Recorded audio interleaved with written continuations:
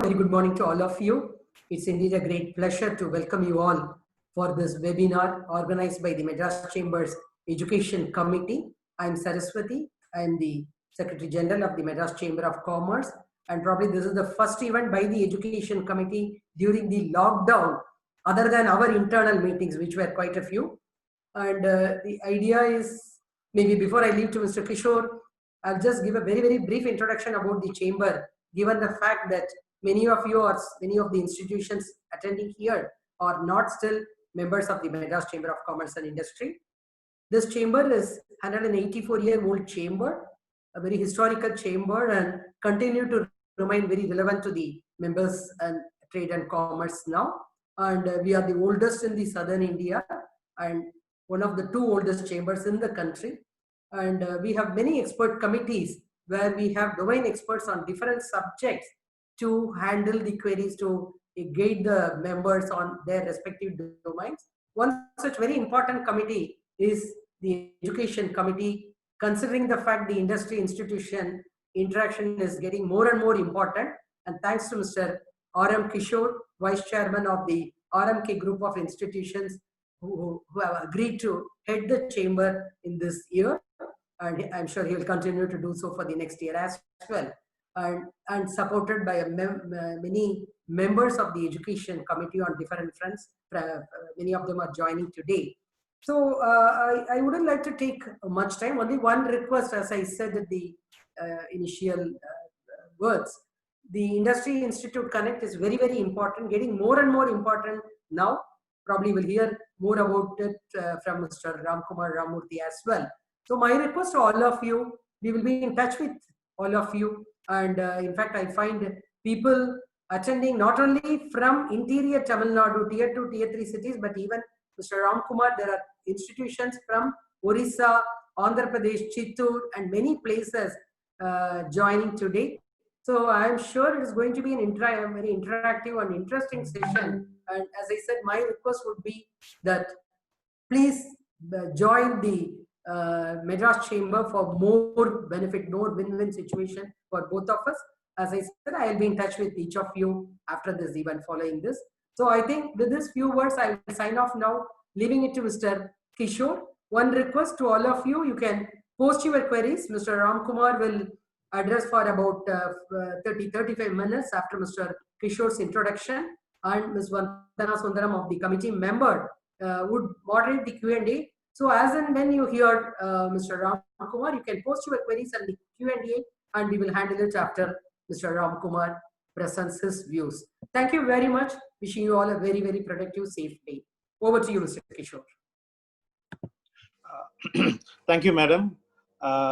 Before I begin, let me wish and pray that everyone is safe in this pandemic situation. Our Honorable Chairman and Managing Director, Cognizant Technologies and President, Madras Chamber of Commerce, Thiru Ramkumar Ramurthy sir, Madam Saraswati Madam from Madras Chamber of Commerce, Madam Vandana from Cognizant Technologies, and other delegates who have registered and present here today. A very pleasant morning. At the outset, let me welcome each one of you on behalf of Madras Chamber of Commerce for the webinar on challenges post COVID-19 and the opportunities that the education sector is going to face. This pandemic has caused a lot of changes, and it has forced us to change a lot. It is not clear when this is going to end and how it is going to end. And in particular, to the education sector, it has caused a lot of pain. When this was a situation when we thought that education is empowerment. But let us remind ourselves that at the end of each crisis, we come out better, we come out stronger. And I'm sure that at the end of this also, we will be better and stronger. What this situation has made us realize is hanging on to the traditional method of teaching and hanging on to the traditional method of delivery is not wise. We have to look at the backup options. One such option is the online teaching methodology, and I'm sure that most of us would have gone and embarrassed it, and we must have been implementing in our institutions. Running an educational institution made me think what it will, from the point of the student, right? Each and every student is different. It's not going to be the same. The needs of a student A is different from the needs of a student B. So how is that we are going to deliver it? Whether we can form a mechanism where we can go back and go and give the students what is necessary inside the campus and outside the campus to be a successful professional. And how is that we are going to embrace the technology, the skill sector? How is that the teachers are going to embrace the skill sector and develop the required skills to give that to the students? So with these few thoughts, we are going to hear today from our expert speaker, who is having a vast experience of 28 years of experience in information technology industry and as well as in academia. During his 22 years with Cognizant, he has helped architect and shape Cognizant leadership and position as a brand. He is a member of a company's global executive leadership team, responsible for driving the company's strategy and operation, and held various senior positions in the company, including Executive Director, India, Senior Vice President, Marketing, Research and Communications, and Chief Knowledge Officer. He is currently the Chairman and Managing Director, India at Cognizant, and is responsible for the company's India's operations spanning 13 cities with over 200,000, 2 lakhs employees, with a global revenues of about 17 billion. Cognizant is a Fortune 200, NASDAQ 100, and S&P 500 company. He is also currently the president of an 184 years old Madras Chamber of Commerce and Industries, and a member of National Executive Board of American Chamber of Commerce in India.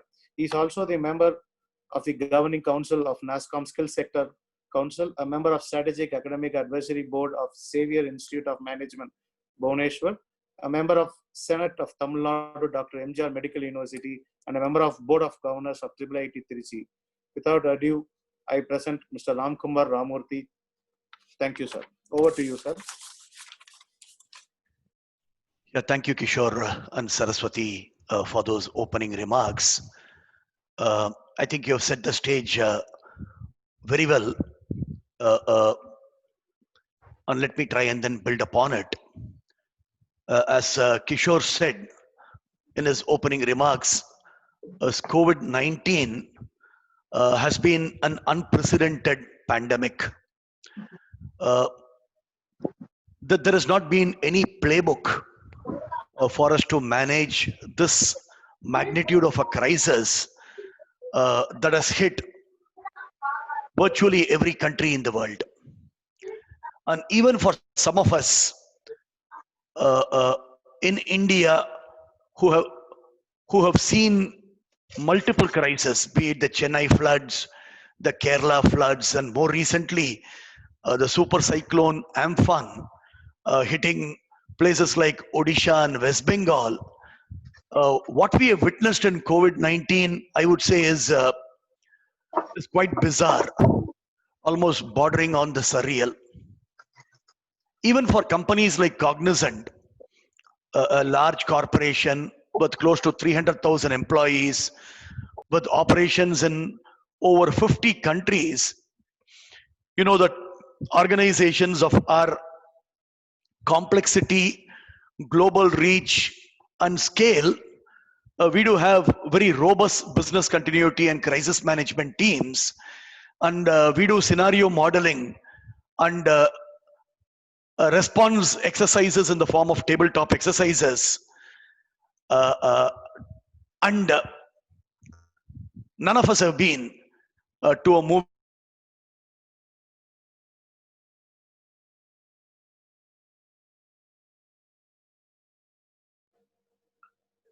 and perhaps will create fundamental shifts in the behavior of people behavior of institutions, behavior of governments, and behavior of societies at large. And people today are very closely monitoring how even consumer behavior will actually change in the context of COVID and post COVID-19. Consumers will learn, will eat, will think, will spend very differently from what they have done before. And understanding this shift and repositioning, reimagining everything that we do is extremely important both for survival as well as for growth. In that context, I strongly believe that even learning behavior will undergo a significant change. Every facet that governs educational institutions, I believe, will change in this new era. Whether it's the government that frames policies for educational institutions, whether it's the educationists, the academicians who draft curricula, as well as students who are the center of this entire learning universe, I think all of us need to very consciously and deliberately rethink and also reimagine every aspect of this learning continuum, if you will. For simplicity, let me just try and capture a few elements of this continuum. Right from the way admissions are going to be conducted, whenever the admission window is going to be open for the upcoming academic year, the way courses are going to be designed and delivered, the teaching, learning methodologies and modalities, the assessment frameworks and rubrics, and finally placement. I think all of this is going to undergo substantial changes. And let me just try and then share a few of my thoughts before we can make this a little more interactive. Fine, if I do have responses to some questions, let me share that with you as to what my thinking is. And there may be certain questions for which we may not have answers today. And perhaps, as Saraswati said at the beginning, maybe it's an opportunity for all of us to deliberate in the education committee of chambers like the Madras Chamber and collectively put our heads together and see if we can find answers to some of those open-ended questions at this point in time. So I strongly believe that we may have to address three very important questions in this new era or the new normal: the why, the what, and the how. I think education institutions have done a remarkable job in the last several hundred years in India in creating one of the best foundations for education anywhere in the world. Why do educational institutions exist? I think that's a question that we may have to revisit in the new normal. If you go to the websites of any of the educational institutions, we would realize that every institution would have clearly defined its purpose, its vision, its mission, and the impact that these institutions want to create on the minds of people and society at large. Is there an opportunity for us to go back and then revisit the why? Then comes a what. What is nothing but strategy?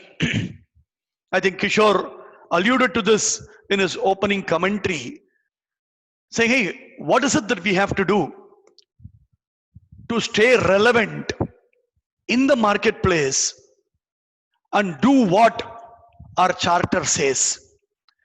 And third is the how. How are we going to execute against a strategy? Are there going to be newer models in the marketplace? Kishore did touch upon how online learning and online education is fast catching up in the marketplace. But I do believe that it's only one element of the how that all of us are going to see in the marketplace in the months and years to come. Now, let me share some thoughts that I have across the three segments of why, what, and how. For ease of remembrance, I've just tried to highlight maybe 5 elements here. I'm trying to use the word or an acronym called CLIMB, C-L-I-M-B, just to drive home the 5 broad thoughts that I had in my mind. The first big shift that's happening at scale is the need for continuous learning. The C in the CLIMB. Coming from the technology industry, I can tell you that earlier, the kind of shifts that we saw in technology happened with appropriate intervals. We had the mainframe era in the context of computing. Then we had the mini era. Then we had the personal computers or distributed computing. Then we had internet or e-commerce. And today we are talking about digital. So if you go back and look at the last 30, 40 years, you realize that each of these structural changes were enabled by technology, but it was just one structural technology, whether it's mainframe, whether it's mini, whether it's client server or distributed computing, so on and so forth. But what is happening today is not a single technology that is completely rewiring the marketplace. It's a coming together of multiple technologies, whether it's automation, whether it's machine learning, artificial intelligence, blockchain, additive manufacturing, IoT, so on and so forth. So the first big difference is it's a confluence of technologies and no single technology that's driving the structural changes in the marketplace. And second, the most important thing is, earlier, whenever we had these structural shifts, there were long periods of stability that followed. In some cases, it is almost a decade or 2 decades, which enabled companies, governments, educational institutions, faculty members, all of them, they actually had some extra time to adjust to the new technological shift. We had some window of time for us to go back and then reorient the curriculum or the syllabi and then take it to the students. But in the current context, the velocity of change in the marketplace and compounded by multiple technologies impinging on businesses, I think this calls for a very agile, iterative, continuous learning framework. And that is something very, very important that all of us need to keep at the back of our mind when we approach the entire continuum that I spoke about, right from admission through placements. And this is happening at a very different speed. You really require new skills that need to be imparted in students so that their ability to look for those dots and start connecting those dots to create a mosaic or a picture, I think that's extremely important. Just look at the amount of continuous learning around all of us. My parents are 80 plus. A few months back, I was very surprised when she sent me a Facebook invitation asking me to join her group. And at 80, she had to learn certain new skills to stay relevant, to stay connected with her brothers, sisters, cousins, children, nephews, nieces, so on and so forth. Just imagine a few years back, when we take a cab from a railway station to our house, we jump onto a car or an auto rickshaw. Life was simple. But today, when you get onto an Ola or an Uber, the amount of technology that the Ola driver uses, it's quite heartening. He understands GPS, he understands traffic congestion by looking at a chart, he knows how to use contactless payment gateways to actually collect the money for the trip. He knows how to establish contact using technology with his headquarters, so on and so forth.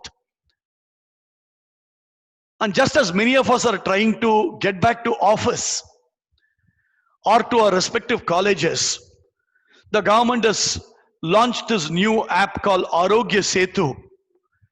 And the kind of features that each one of us will have to get exposed to on this app for us to even get back to work, it's such a learning experience, such a continuous learning experience.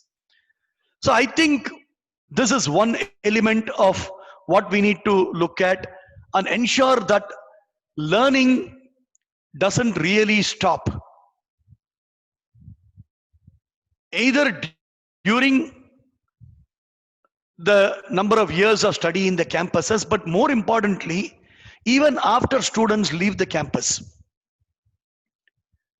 In fact, the biggest opportunity for educational institutions, in my opinion, today is this new concept that has emerged in the Western marketplace called Edu for Life. Now, many of the leading institutions are looking at, hey, how do I ensure that my alumnus or alumna can be a student who can associate with my educational institution for the next 25, 35, 40 years, even when he or she is in a corporate world. How can I continue to provide those learning inputs, learning interventions, and map it onto the career journey that this individual wants to pursue in the corporate context? Say, can I create that platform? Let's say someone joins an organization as a trainee machinist. He wants to become the operations manager or the materials manager or the procurement manager over the next 8 years. Can I provide this individual that kind of a glide path and tell him that these are the courses that he will have to undertake over a 4-year period, 6-year period, 8-year period for him to accomplish what he wants to become and move up that kind of a career trajectory? So this is turning out to be a very big opportunity for educational institutions. So if institutions are only looking at graduates during the 3-year or a 4-year period that they are going to be in your respective campuses, I think you may have to expand your horizon and then see how is it that that you can ensure that you are in continuous touch with your alumni, create some kind of a career lattice, if you will, something like a honeycomb structure. You're at point A and you want to move to point B. There are many different ways in which you can move from point A to point B. Can we provide those interventions either through the equivalent of TEDx sessions, webinars such as this, certification programs, so many different things that you can accomplish, weekend classes, distance learning, hands-on, experiential, immersive, gamified learning opportunities, so on and so forth. So point number 1, I think, is continuous learning is going to be a huge opportunity. And if you believe that continuous learning is only meant for students, I think we need to rethink on that. I think the biggest opportunity for continuous learning is for the faculty. So today, many of us tend to measure assess the faculty members using very different parameters, including the research output in Scopus journals, so on and so forth. Imagine on a go-forward basis, some of the faculty members, they are experts in machine learning, automation, cybersecurity, tech ethics, whatever it is. And they start giving out TED Talks. And a faculty member from your institution gets 10 million hits for the TED Talk that he or she has curated and then addressed to the world as an audience. That's the biggest impact that you're going to create, both for the continuous learning of the faculty as well as continuous learning of your students and the world at large in the marketplace. Just one thought, fine, in terms of the CLIMB structure. Second is the L, what I prefer to call learn agility. It is no longer just the ability to learn, but how quickly are you able to unlearn and relearn some of the newer concepts, newer ideas in the marketplace. This agility is extremely important in today's context. As I alluded to a few minutes back, the speed of change that is happening around us is something that is unprecedented.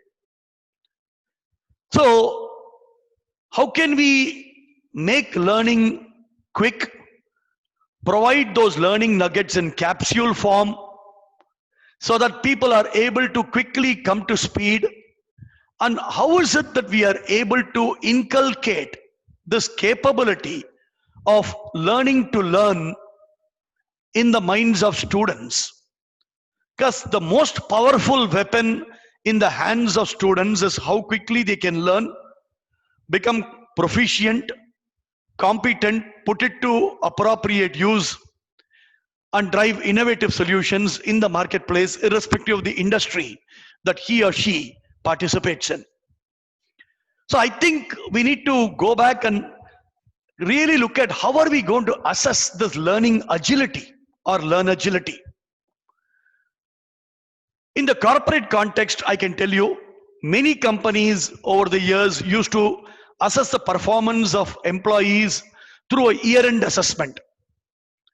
Almost all of us have moved to a continuous assessment process where at the end of every project, at the end of every sprint or a cycle, today we assess the performance of individuals. So I think we may have to start creating newer assessment rubrics, newer assessment models, fine, in terms of assessing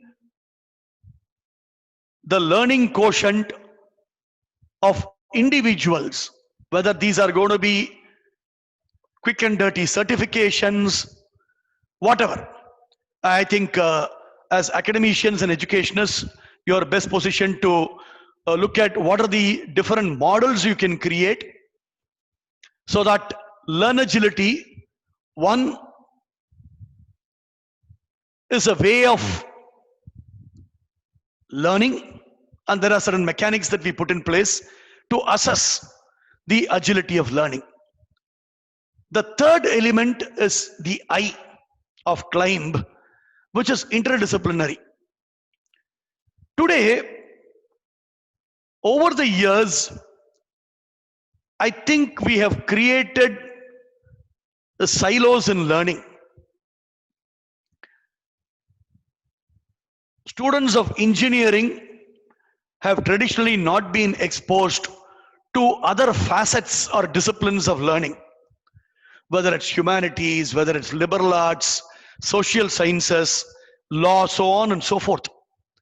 I think the time has come where opportunities and innovation, they are happening at the intersection of disciplines. Look at these as the nodes, the interstitial nodes, which is where new ideas, new spark, new innovation is happening in the marketplace. And therefore, I think there is a real need for organizations to go back and relook at their curriculum and ensure students are exposed to more broader areas rather than box them into silos the way it is currently structured. So I would like to present a proposition to say the courses will have to be structured in such a way where people do look at three elements at the intersection of human and human, at the intersection of human and machines, and at the intersection of human and environment. So tomorrow, many of the students, once they are going to be out of college, they are going to work alongside machines. I'm sure that all of you are familiar that robots, humanoids, cobots, or any form of digital worker has invaded every single industry. So people need to learn to work with machines. This human-machine collaboration, machines supplementing human beings, this is going to be a way forward. There is no escaping it. And many of us have started doing it in our personal lives, in our professional lives, so on and so forth. So somewhere I think we need to bring these elements together. I think COVID-19 has also opened the eyes to a number of things. I'm sure that you have got the same WhatsApp forwards that I got in the last 65 days, where someone from Jalandhar saying they can actually see the Himalayas from Jalandhar 200 kilometers away. So just imagine the level to which we have polluted the environment. So any product that individuals develop and take to market, if the product cannot be environmentally friendly, if the product cannot address some of the fundamental sustainable goals as defined by the World Economic Forum, so on and so forth, they would be not takers for products. So I think it's important that the interaction between humans and humans, whether it's sociology, whether it's anthropology, fine, I think those are becoming very, very important, psychology, so on and so forth. So I think it's very important that we do place a higher level of emphasis on interdisciplinary study. I had an opportunity to talk to a very different audience about a couple of days back, and one of the questions that came from the audience was, do you really see more opportunities at the intersection of biosciences and technology given the context of COVID-19? Oh, absolutely yes.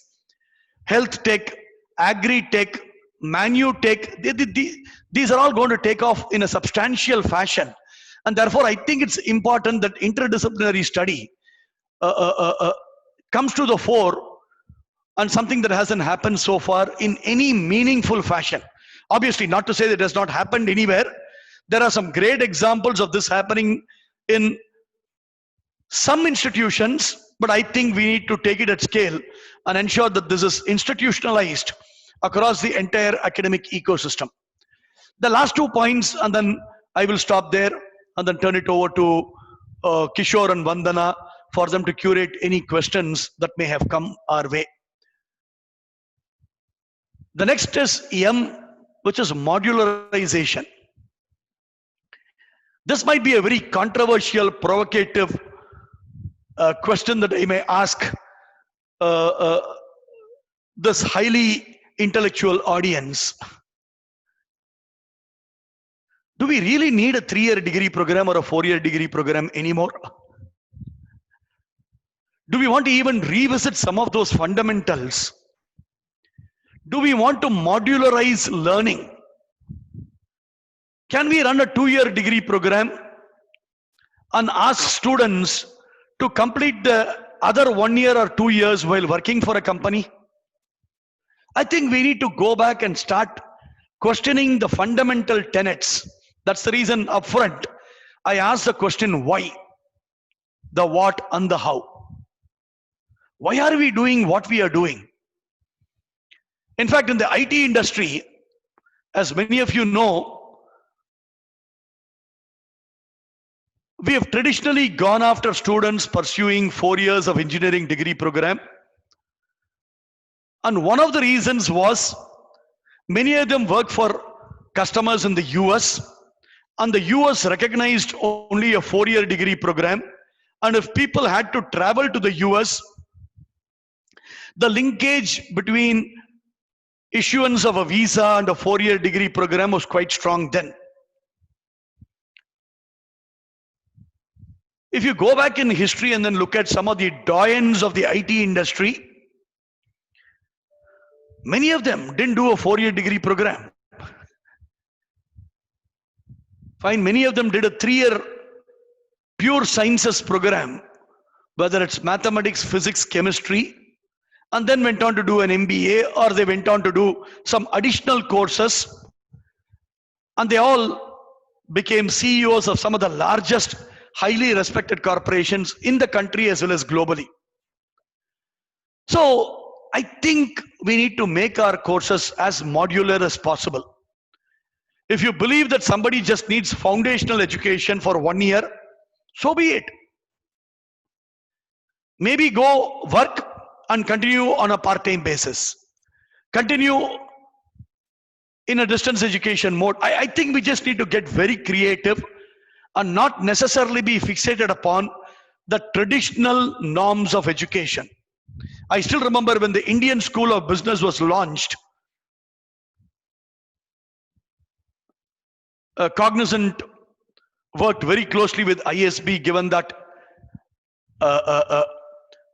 our then chairman and CEO Kumar Mahadeva, he spent considerable years with McKinsey, and there are a bunch of very senior McKinsey people who supported the Indian School of Business. When ISB launched the 1-year MBA equivalent program, many of the established management institutions in the country poo-pooed that approach and then said, oh, MBAs need to be for 2 years. Guess what happened? Very quickly, all the established high-profile MBA institutions that offered 2-year MBA programs also got to offer a 1-year PGPX program, or what was considered to be an equivalent to an MBA. So I think we should perhaps use this reset opportunity that COVID-19 has provided us and go back and question, do we really need 3 years or 4 years? Can we look at newer models which combines work experience with learning and education? So I think this tripod of education, skilling, learning, we would need to do some additional research. Likewise, I don't know why this has existed in India for so long. Many of the Western universities have students pass out twice a year, once in summer and once in fall. With COVID forcing all of us to shut down our schools and colleges for 3 months or 4 months, this is an opportunity for us to introduce 2 pass outs in a year. Fine, given that the academic calendar has been pushed out by a few months, maybe is this a time for us to look at a batch that joins educational institutions once in winter and once in summer, and maybe go down that path, which is the norm in many parts of the world. I know that the All India Council for Technical Education has done some, has taken some very bold steps in terms of bringing down the 220 credits to 160 as core, and allowed educational institution to define electives for the remaining 60 credits. I think the time has come for us to start thinking along those lines. Should it be a combination of graduation degree plus maybe a few certifications? This can be from some of the best known organizations like a Microsoft or an Amazon or a General Electric, or this can also be MOOC programs from a Coursera or an edX or whatever. So I think we need to start thinking more modular rather than monolithic, which has been the approach so far. And finally, the final thought is the B is all about how do we make learning blended? Can we make learning borderless with online education and with technology available? Do we need everybody in the classroom? I'm sure that many of you are going to face this, just as the industries are facing, right? If you have to follow social distancing, you cannot have the traditional classroom set up where people sit chock-a-block, jostling one another. How do you implement social distancing in a physical classroom, which means your ability to accommodate students will only be one half of what you were able to accommodate earlier? So should we give every student an option, just announce the classroom timing, maybe jump onto a Zoom or a WebEx or whatever technology that you want to use, and tell students some of you can come to the classroom and some of you can probably learn from anywhere by dialing into the Zoom IP address. No, these are going to be the newer models. It's no longer a model of convenience, it has to be a model of conviction. I remember the Times of India, they ran a series on rebooting Tamil Nadu. And we had a very interesting panel with the Higher Education Secretary, the government of Tamil Nadu, and two visionaries in the area of education, the respected G. Vishwanathan from Vellore Institute of Technology and Vaidya Subramaniam from Shastra.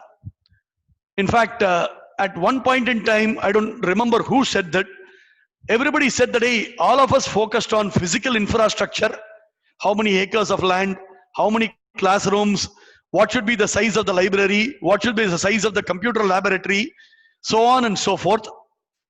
Are these really relevant in the new normal? Should the focus be on a combination of digital infrastructure and physical infrastructure? If half your students are going to dial in through online channels, how does it matter whether you have 10 acres of land or 1,000 acres of land? So I think what is very important is, I think we need to start looking at learning in a very blended and a borderless fashion, that any student from anywhere in the world can participate. Why should your educational institution only be limited to where you currently are? In the introduction, Saraswati mentioned that there are institutions from Gobichettipalayam, from Coimbatore, from Odisha, from Chittoor. Doesn't location become meaningless and incidental in the context of online learning? Can the world be your marketplace, especially in the context of what I said earlier? Fine, in terms of lifelong learning, in terms of edu for life, the person can be anywhere. So I think it's very important that in the context of blended, borderless learning, educational institutions have to collaborate even more with industry. So the blending of industrial experience and richness with the rigor of academic discipline and curriculum, I think is extremely important if you want to bring in this blended learning. Some of the best courseware today is developed by MOOC providers. It's not that they have a team of academicians who create this. Some of these courses are developed by a Google, a Microsoft, a Salesforce. So these are the best minds in the respective areas that are creating this program. Why not you create once and use everywhere? Why should everybody reinvent that course wheel, the courseware? And finally, let me tell you, the Industry Connect, we have all been talking about it for quite some time. There has been some action on the ground, but nothing material. I can tell you that a lot of people in the IT industry are retiring early. Many of my colleagues in Cognizant have retired in their late 40s and early 50s. They all want to give back. They don't know how to give back. Many of them might be your students. So can you probably get them and make them as adjunct to faculty to start contributing and providing that industry experience to the academic rigor in the marketplace. I know it might be once again a very bit of a provocative question. Many of your students have done exceptionally well. Can your students teach your teachers? Because a lot has changed. And in the newly defined context, some of your students might be extremely well equipped to handle some of the newer courses around artificial intelligence, cyber security, etc. Can we create that platform for knowledge sharing where students can teach teachers and teachers become better teachers in the process? I think there is a lot that we can potentially do. Maybe use COVID as a catalyst to drive some of these structural changes in the marketplace. And I strongly believe that these are just a few ideas. I'm sure that as academicians with rich experience, you can build upon this and carry this forward, and perhaps use this opportunity to make a meaningful impact on the student community, not just in India, but perhaps even globally. And I would tell you, we have a great opportunity here. We have a great opportunity in making a big impact the world over. In the next 10 years, India is going to unleash 92 million people into the workforce. The big question is, where are the jobs for these guys? If we are to approach it from a very traditional lens, I think we need to also be a little more pragmatic and figure out which are the areas where growth is happening at a rapid clip, and ensure that the educational apparatus in the country is also aligned with some of those opportunities. And how do you create this blending of education and skills to try and then make jobs easier? I know that there has been a traditional debate where educationists believe that our job is to create well-rounded individuals and skilling can be done in the industry. I don't disagree. Fine. Today, every educationist that I've met so far, they've always come back and then said, hey, our job is to create the talent for the 21st century. We need to equip people so that they are great citizens of the country and the world. Whenever you go and then talk to a student and ask him, why did you join this course? What do you want to be 4 years down the line? I've never had a case where a student has come and then told me, I want to be a great citizen of the world. Students want jobs at the end of their degree program, or they want to pursue higher education, pursue research, so on and so forth. But the predominant underlying aspiration is they all want jobs. So I think the real solution is something in between. And if you are able to bring that connect, all of us would have done our job reasonably well. So with those few thoughts, let me stop there and maybe turn it over to Vandana, who can pick up some of the questions, and maybe I can attempt to answer those. And Kishore and others, feel free to pitch in if you want to add your thoughts to some of the questions that may come our way. Sure, Ram. Thank you so much for the insightful thoughts. There are a couple of questions that have come online and offline. I'm going to take it one by one. Some of it you've already addressed. The first question being, how is industry institution interaction going to be changing in the new normal? As I said a few minutes back, there's been a lot of talk around industry academia linkage programs. I think industry has a larger responsibility in the current context, because eventually they are going to be the beneficiaries of the talent that comes out of educational institutions. I know some of the best run educational institutions in the country are also promoted and sponsored by the industry. And we have had a long history of companies doing it, right from PSG to BITS Pilani to Tata Institute of Social Sciences to more recently Shivnadar University, Asim Premji University, so on and so forth. So that is at one level what the industry could potentially do to support the educational apparatus in the country. Second, I would argue that the current composition of the syndicate, the Senate, the academic council across universities and educational institutions will have to undergo a change. And if the current proportion is 80% academicians and 20% from the industry, I would argue that the industry representation will have to go up substantially. There are people who are truly willing to give back to their alma maters and to the educational ecosystem.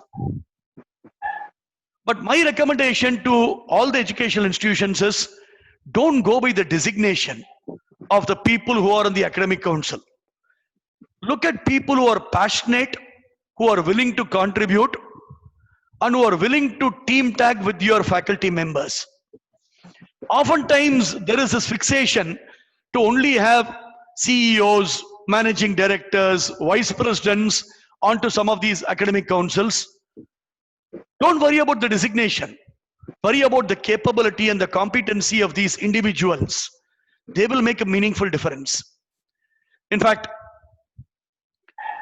I had an opportunity to address the correspondence of many of the educational institutions in the country about 3 months back in Kumarakom.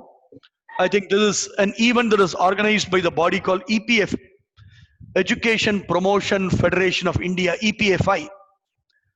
And I actually made a fervent plea to the members in the audience, why not educational institutions come together or bodies come together and create a pedagogical institute in the country as well as across states. Mind you, some of these people from the industry, they're exceptionally good subject matter experts, but not everybody would be a great teacher. Teaching is an art as well as a science. People need to be truly passionate about teaching to sensitize students and to create that spark and inspiration in that individual. So I was suggesting that why not you identify some of these individuals who are willing to teach, put them through a short bridge program, maybe for about a week or so. It can be a residential program, and make them available to educational institutions across the country so that you also leverage the rich experience that they have garnered both in India as well as overseas. So I think we really need to come up with some newer platforms and newer models where people can contribute back. I may perhaps even use this platform to share one thought that I have. I don't think I've ever shared this with anybody in any forum. Might seem a little provocative once again in terms of suggestion. All of you know that in countries like Singapore, Canada, etc., as soon as people complete their graduation program, they all need to serve the country as part of uniform services. Fine, whether it's the military, whether it's the Air Force, I think it varies by countries. I would even suggest go one step further.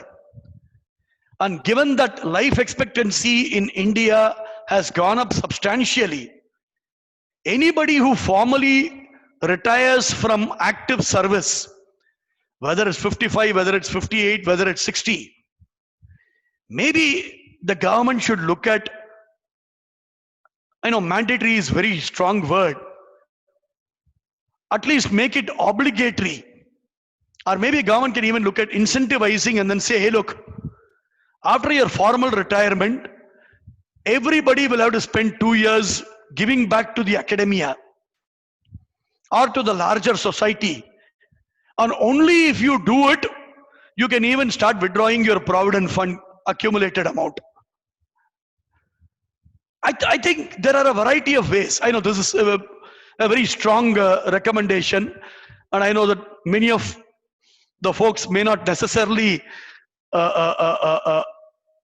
believe in this kind of a model. But the reason why I brought it up is to just reinforce that there has to be platforms for people to give back to society, whether it's structural, whether it's cultural, we can discuss and debate. I think those platforms will have to be created for the industry to give back. And by the same token, I think industry will also have to open up their training sessions to the academia. So whenever we run a new course for our own employees, if there are 25 seats, maybe keep 20 seats for your employees and open up those 5 seats. And let's say faculty members from sponsored institutions, they can come in. They can sit through at no cost and go back and make a meaningful impact on students and larger society. I think we need to start thinking a little differently rather than stick to the age-old tradition of running it the way we have traditionally run. Sure, Ram. Ram, you mentioned, of course, a combination of online education as well as hands-on. So some of the faculty here or heads of department are heads of department of mechanical engineering courses, civil engineering. So their concern is, how is online teaching going to improve, or how is it going to also empower the practical knowledge where students, touch and learn from machines, especially in basic engineering courses? So how do you think that is going to play out in the new normal? The way I think this is going to play out, or we can potentially think of, is there is no substitute for classroom teaching. If certain things can only be done in the classroom or in the laboratory, where you need to tinker, where you need to touch and feel the machines, run them to learn them on the shop floor, you have to get them done. You can come up with gamified learning. You can use 3D to create immersive learning experiences. Those are good, but they are only poor substitute to what people do in the laboratory condition. So not everything can be moved, but what you can potentially do is, if people are in a lockdown situation, currently, I think a lot of things are siloed. Students in one educational institution can only pursue that particular program in the same institution. Let's take the current example. There's somebody who's studying in Engineering College A in Chennai. Post this lockdown, this guy has moved to his hometown in Coimbatore.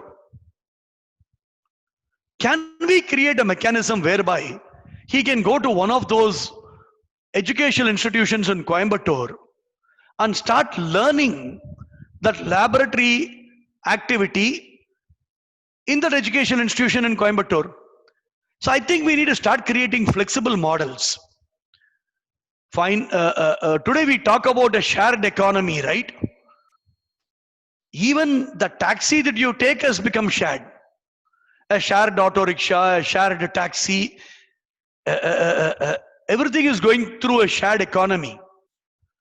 People are talking about crowdsourced work, dual employment, so on and so forth as newer models in the marketplace. So I think we need to break down these walls and see if a certain number of seats can be made available to students who can use it. See, today we are creating co-working spaces, right? Across the country. Workafella, WeWork, some of these companies are just creating shared workspaces.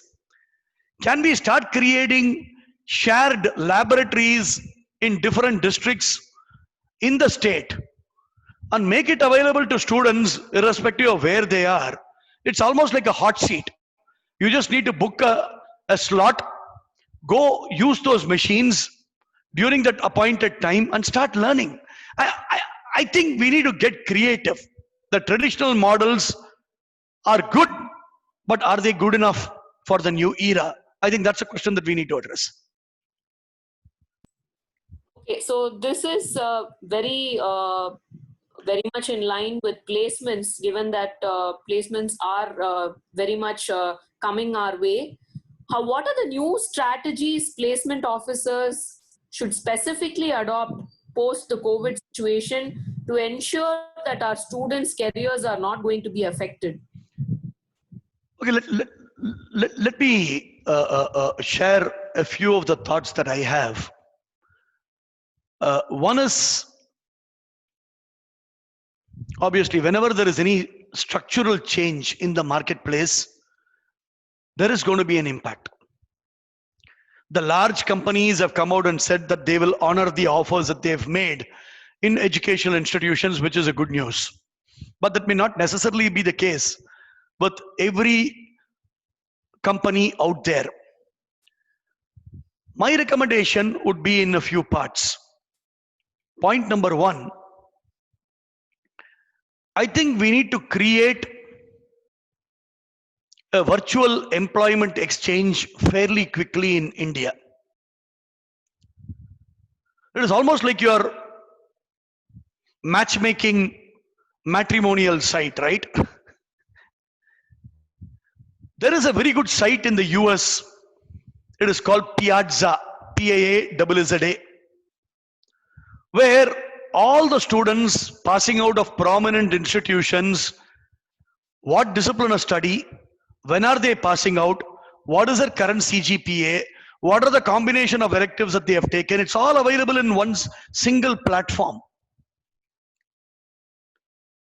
And tomorrow, if companies come out and say, we would probably need about 20,000 artificial intelligence students with certification in artificial intelligence, immediately that can be made available on that platform.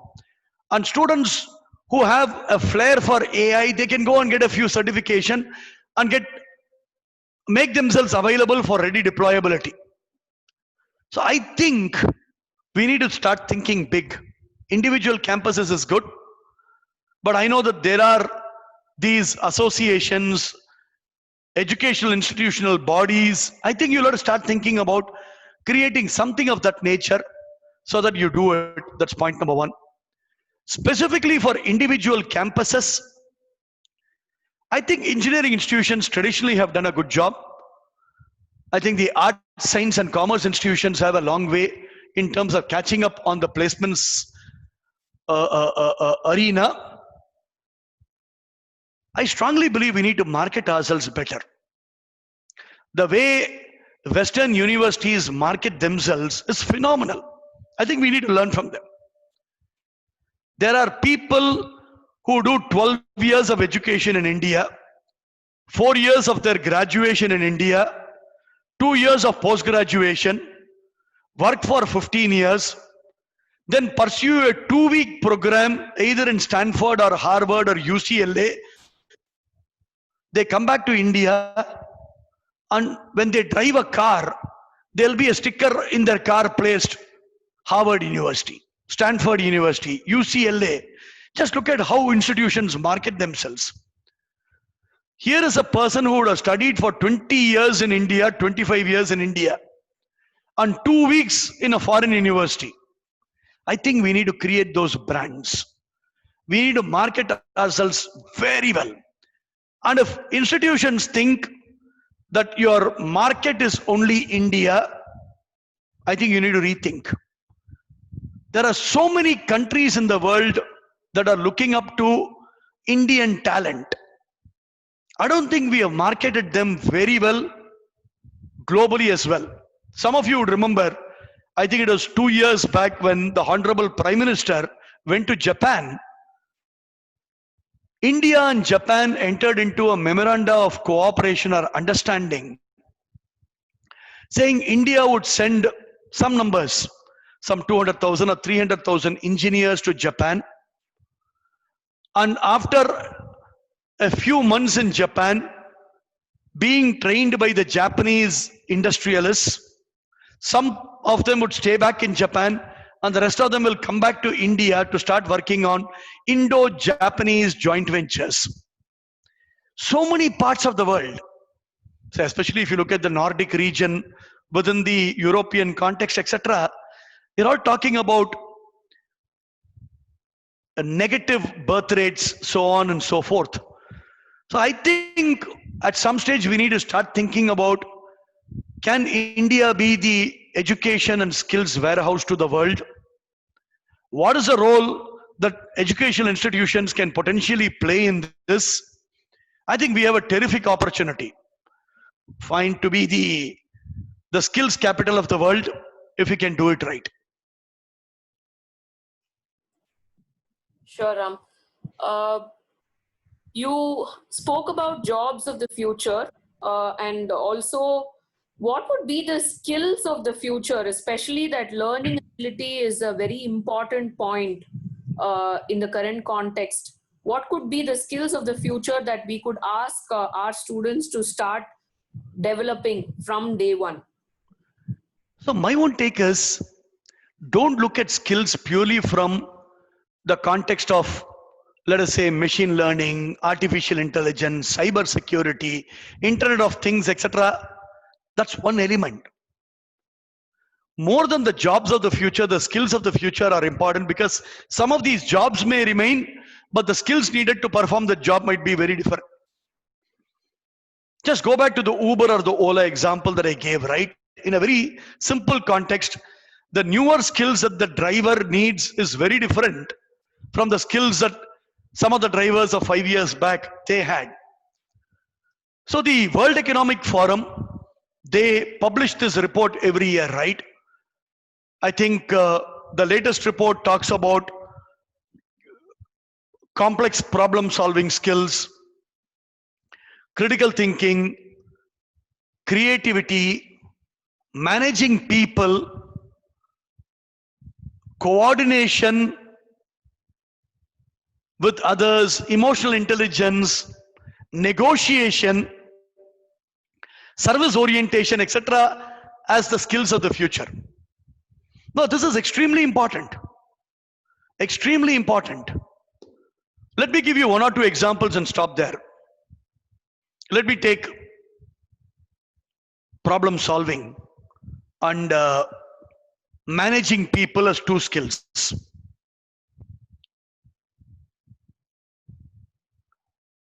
In many industries,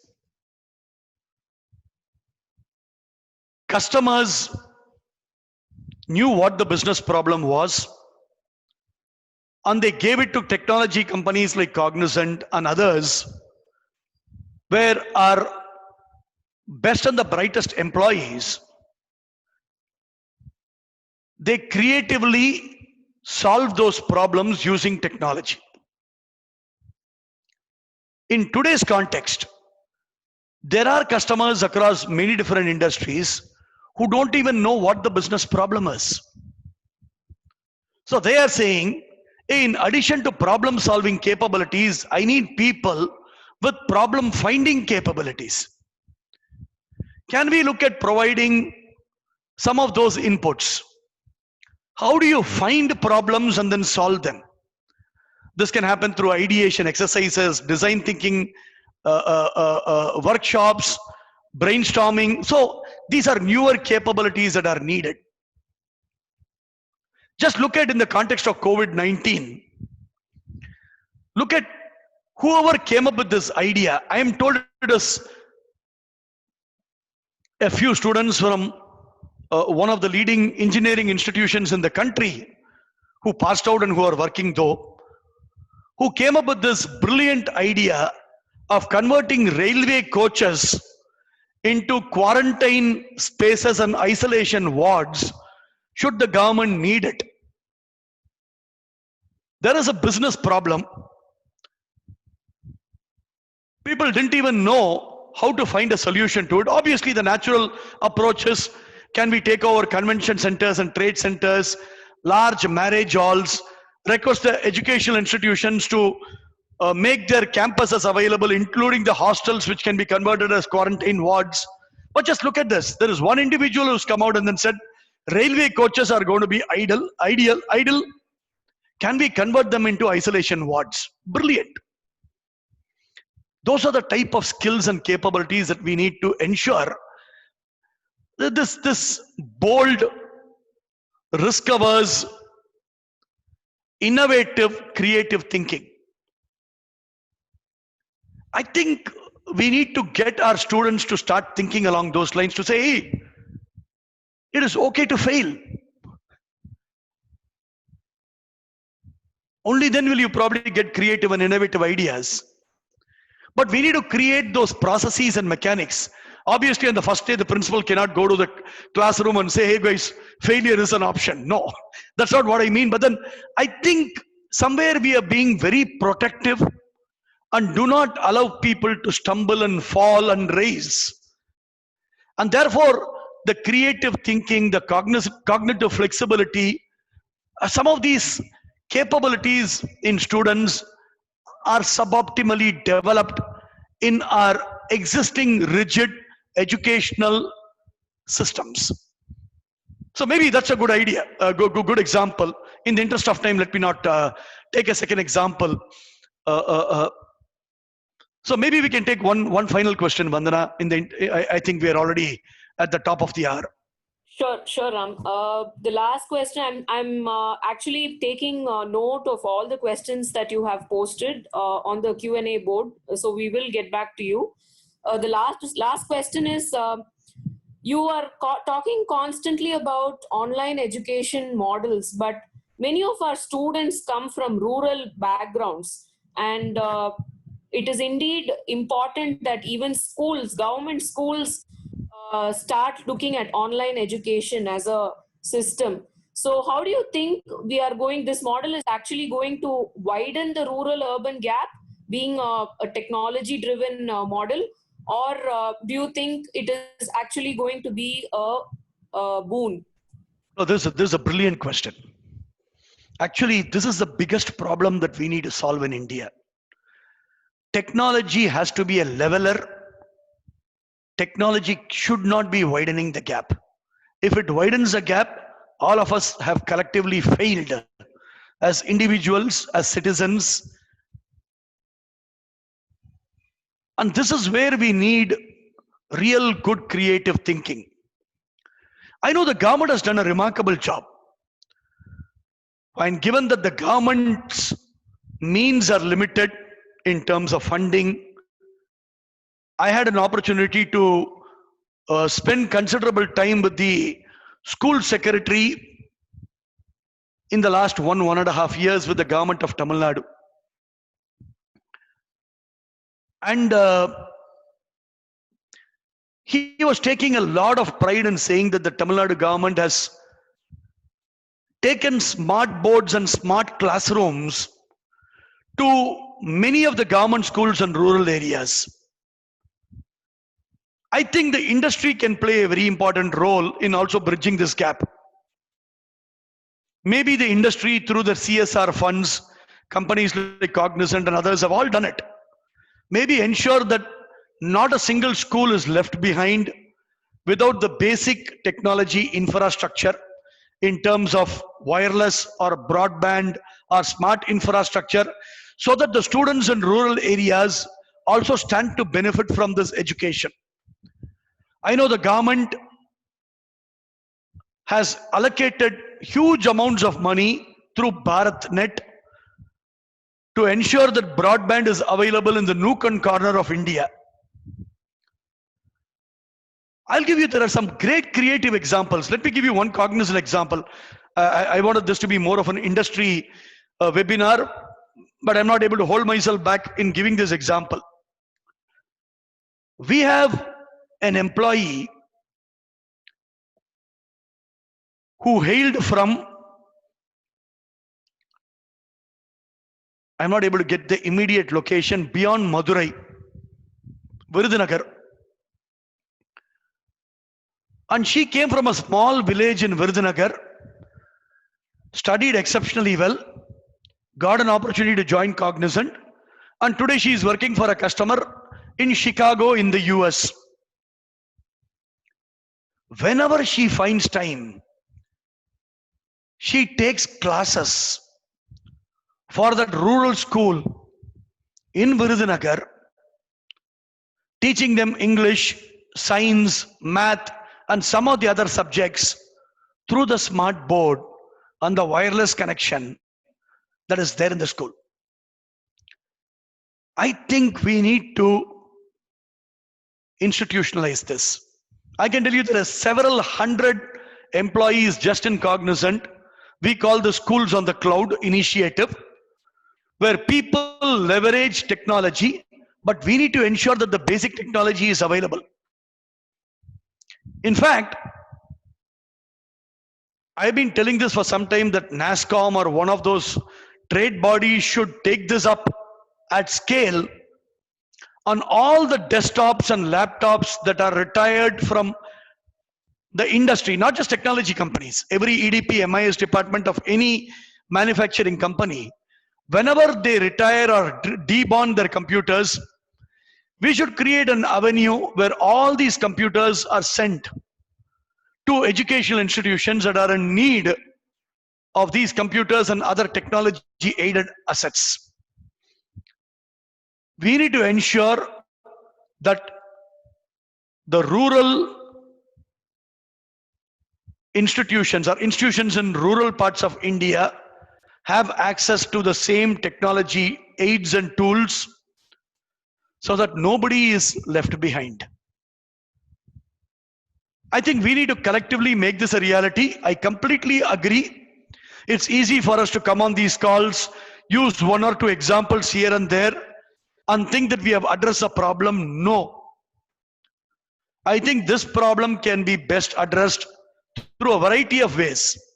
In fact, a few days back, I had an opportunity to talk to the founders of a company whose entire focus is on taking IT to the nook and corner to several villages. I know of this company that has established a base in Salem and in Chittoor, and they told me on the call that they already have 1,000 employees in Salem and they are approaching 1,000 employees in Chittoor. Imagine when you have that pool of very creative minds, just imagine how many educational institutions that they can support in that vicinity. I think it's important that we create some of these structures so that neighborhood institutions, irrespective of where they are, they actually stand to benefit. And it is every one of our responsibility to try and then make this happen.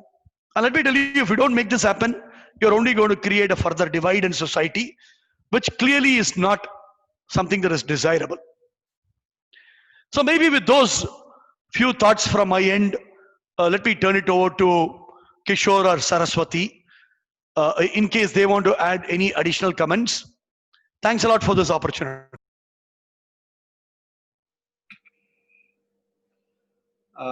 Thank you, sir, for spending your valuable time with us today. We have got a lot of information from you. We have been able to change our views that we were thinking about what COVID is going to affect educational institutions. You have very clearly and very elaborately have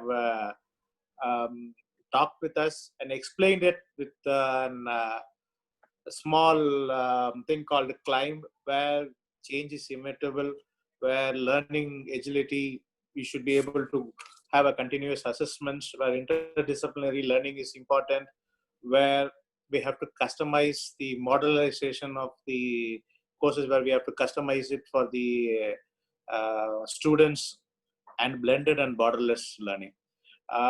It has given us a total insight about what is that we do and what is that we have to do and how is that we have to change. We will deliberate among in the education committee at MCCI also, and also at our association in the colleges, where they can come. As you said, a good thought that you have given us is that we have to create centers where the institutions can come, any student from any institutions can come into that place and then get benefited out of that. So that is a very good suggestion, sir, that we would like to implement with the, already we have been discussing it with our consortium of colleges here at Tamil Nadu. We will try to implement it the future course of time. So once again, with on behalf of all the participants here, I would like to thank you for your valuable time. I know it's very, and in your busy schedule, you have allotted around 2 hours for us, and then with us, and patiently addressing all the questions and for us. Thank you, sir. I would like to thank Saraswati Madam and Vandana Madam for moderating the session. Thank you. Thanks a lot. Good day. Good day, sir. Thank you. Let me add my words of thanks to Mr. Ram Kumar, Mr. Kishore, the entire my team, as well as the education committee team. Mr. Ram Kumar, being the president, I have been hearing him a lot of times, but every time I'm just fascinated by the passion, especially on the education. He can address any number of things and come with so many new ideas, and that's really, really interesting, I should say. Thanks everyone for participating. We are planning to have a similar session for the arts and science colleges under the education committee mostly on 5th or 6th. We will come back to you shortly on that. Thanks, Ram. Thanks the entire team. Thanks everyone. Bye. Have a good day. You too. Thank you.